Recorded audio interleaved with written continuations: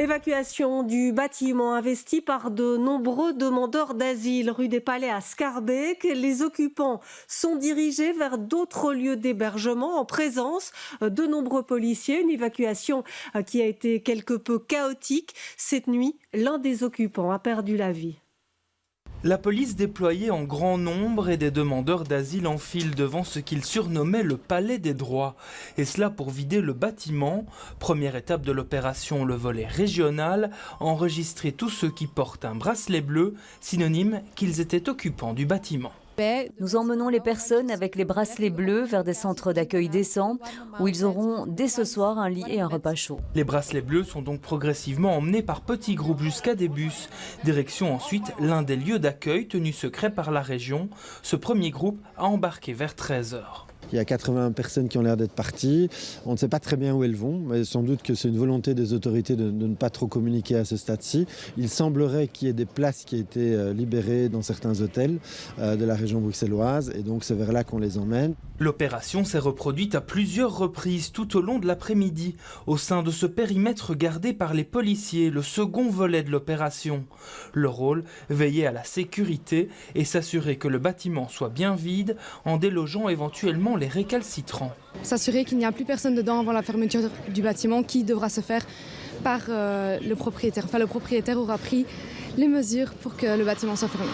Tous espèrent ainsi que l'opération sera achevée aujourd'hui, car la région, propriétaire des lieux, entend rénover au plus vite le bâtiment. Le but est d'y créer des places d'accueil pour tous ceux qui en auraient besoin dans le futur.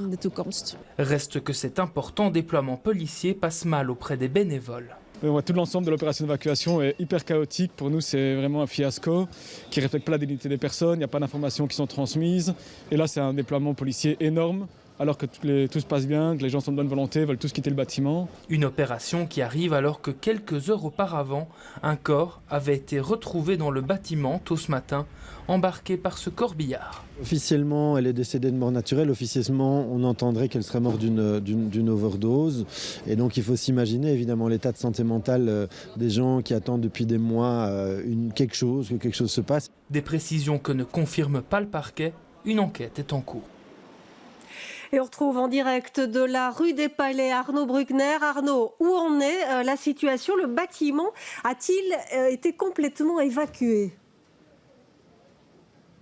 Alors Valérie, justement pour l'instant la police est en train de vérifier qu'il ne reste personne à l'intérieur et auquel cas faire sortir les personnes qui seraient encore à l'intérieur. L'objectif est donc qu'il s'assure que le bâtiment est totalement vide et d'ici quelques heures le fermer définitivement. Et pour procéder à cette vérification, on a notamment vu passer des policiers vêtus de tenues de protection rentrer dans le bâtiment pendant que petit à petit certains de leurs collègues quittaient les lieux, comme c'est encore le cas actuellement derrière moi. Le périmètre de sécurité, il est toujours dressé ici dans la rue des Palais et la police, elle reste présente en nombre, notamment la police d'Anvers qui appuie le dispositif avec aussi d'autres zones bruxelloises déployées. Niveau chiffres, le secteur associatif, les bénévoles nous indiquent qu'une centaine de personnes auraient donc pris les fameux bus durant l'après-midi vers des structures d'accueil de la région, mais que d'autres, malgré leurs bracelets bleus dont on a parlé, n'ont pas été enregistrés et emmenés vers ces structures d'accueil. Et désormais à la rue, ils seraient donc retournés camper devant le petit château du côté du canal, selon un bénévole que j'ai pu contacter il y a quelques minutes. Le petit château où un rassemblement de soutien serait en cours en ce moment.